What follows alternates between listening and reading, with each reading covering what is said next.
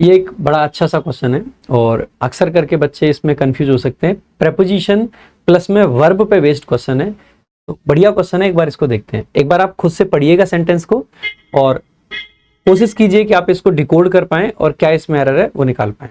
आ जाइए देखते हैं एक बार। द गार्डन सेंटेंस का सब्जेक्ट है, जैसे कि मैंने बताया भी आपको कि अगर सेंटेंस की शुरुआत में नाउन आ जाए तो सब्जेक्ट होता है। अब यहाँ पे सबसे पहली जो दिक्कत आएगी वो आएगी वॉज अबाउंड लिख रखा है।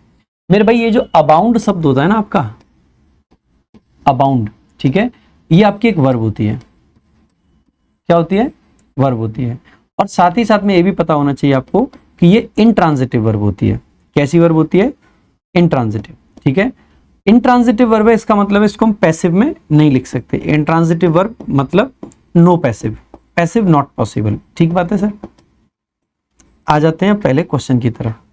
अगर देखो इज, एम, आर, वॉज, वर, अगर हम इनकी बात करें, अच्छा अबाउंड का मतलब होता है किसी, मतलब जब हम किसी, जैसे गार्डन हो गया, लेक हो गया, उसके अंदर क्या है, वो किस चीज से बना हुआ है, एक तरीके से किस चीज से भरा हुआ है, ये बताने के लिए हम बताते हैं कोई किस चीज से भरा हुआ है, उसके अंदर क्या है, ये तो उसकी स्टेट है। और अगर हम उसकी स्टेट की बात कर रहे हैं तो बहुत सिंपल सी बात है कि आप ये भी कह सकते हो कि ये कैसी वर्ब हो जाएगी? स्टेटिव वर्ब का ये काम करेगी। कैसी वर्ब का? स्टेटिव वर्ब का। अगर ये स्टेटिव वर्ब है तो इसको कॉन्टिन्यूअस टेंस में हम नहीं लिख सकते। इज, एम, आर, वॉज, वर, यानी कि बी की कोई भी फॉर्म अगर आ जाए उसके बाद में वर्ब या तो थर्ड फॉर्म में आ सकती है और या फिर आईएनजी फॉर्म में आ सकती है। अगर ये थर्ड फॉर्म में आएगी तो इसका मतलब है ये पैसिव होगा। हमने कहा कि पैसिव तो पॉसिबल नहीं है इस वर्ब के साथ। और अगर ये आईएनजी फॉर्म में आएगी तो ये आपका कॉन्टिन्यूअस टेंस होगा। और स्टेटिव वर्ब को कॉन्टिन्यूअस टेंस में हम यूज करते नहीं है। इसका मतलब है कि यहाँ पे ये जो वॉज लिख रखा है ये कंप्लीटली गलत है। इससे बेहतर अगर इस सेंटेंस को हमें करना है, अब देखो ये लिख दिया द गार्डन अबाउंड। अबाउंड तो वैसे गलत हो गया, सिंगुलर सब्जेक्ट प्लूरल वर्ब हो गई। अब आप इसको या तो वर्ब को सिंगुलर फॉर्म में ले आओ, लेकिन उससे टेंस आपका क्या आ जाएगा? प्रेजेंट में आ जाएगा। लेकिन ओरिजिनल सेंटेंस आपका किस में था? पास्ट टेंस में था। इसका मतलब है कि अगर आप इस अबाउंड वर्ब की सेकंड फॉर्म यूज कर लें, अबाउंडेड, क्या यूज कर लें? अबाउंडेड, तो आपका ये सेंटेंस एकदम करेक्ट हो जाएगा। ठीक है, मतलब ये वर्ब की फॉर्म करेक्ट हो जाएगी। तो द गार्डन अबाउंडेड।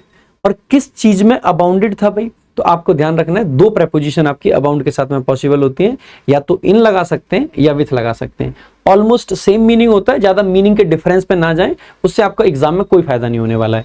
ठीक है, तो ये पक्का है कि ऑफ नहीं आ सकता है, तो आप इन लगा दीजिए या विथ लगा दीजिए, कोई ज्यादा फर्क नहीं पड़ेगा। सो अबाउंडेड in colourful flowers, colourful flowers उसका ऑब्जेक्ट हो गया। कॉमा लगा के ईच पेटल, जो भी जितनी भी पेटल्स थी उनकी बात कर रहे हैं, क्योंकि ईच लगा रखा है तो सिंगुलर फॉर्म में लिख रखा है। ठीक है, वाइब्रेंटली ब्लूमिंग, जो कि ब्लूम कर रही थी, कैसे? वाइब्रेंटली। अब आप में से कुछ बच्चों को ये लग सकता है कि सर पेटल अगर आपका सब्जेक्ट है तो ये जो ब्लूमिंग है ये तो आपका आईएनजी फॉर्म है, इससे पहले तो इजेमार को चाहिए होगा।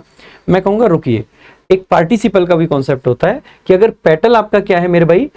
नाउन है, तो इसके लिए हम एक एडजेक्टिव लगा सकते हैं पार्टिसिपल, जो कि प्रेजेंट पार्टिसिपल के फॉर्म में आ रखा है। क्योंकि पेटल को ब्लूम किया जा रहा है या फिर ब्लूम करती है, तो आप कहोगे सर करती है। अगर करती है तो इसका मतलब है कि आपका ये एकदम सही लगा रखा है, तो हम कहेंगे कि एक्टिव पार्टिसिपल आ गया। और ब्लूम कहां कर रहे हैं भाई? Under the warm sunlight, sunlight के अंदर, जो कि बेसिकली क्या क्रिएट कर रहे हैं? Creating a mesmerising display. और किस चीज की display? Of nature's beauty, nature की ब्यूटी की। ठीक है, उसकी। अब आप में से कुछ बच्चों का एक डाउट और हो सकता है कि सर ये जो ईच पेटल है, फिर इसका रोल क्या बना? ये तो नाउन है, लेकिन नाउन आपने तो बताया कि सब्जेक्ट ऑब्जेक्ट होते हैं। अब यह ना तो ऑब्जेक्ट है और ना ही सब्जेक्ट है। देखो ऐसे केस में यहाँ पे एक आपकी प्रेपोजिशन होती है विथ, जो कि यहाँ पे हिडन है। कई बार इस प्रेपोजिशन को हम ड्रॉप कर देते हैं। हम कहना चाह रहे हैं कि जो गार्डन था, the garden abounded in colourful flowers, colourful flowers में अबाउंडेड था विथ, और साथ ही साथ में क्या था? यानी कि किसी चीज के साथ को दिखाने के लिए। ठीक है, या हैविंग के सेंस में हम बोल सकते हैं, और इस सेंस में हमने विथ को यहाँ पे जस्ट ड्रॉप कर रखा है। With each petal vibrantly blooming under the warm sunlight creating a mesmerising display of nature's beauty. इस प्रकार से आपका पूरा सेंटेंस बन जाता है। तो अगर एरर आपको निकालना पड़े तो कौन से पार्ट में निकाल दोगे आप कहोगे ये वाला जो पार्ट है इसमें आपका एरर था।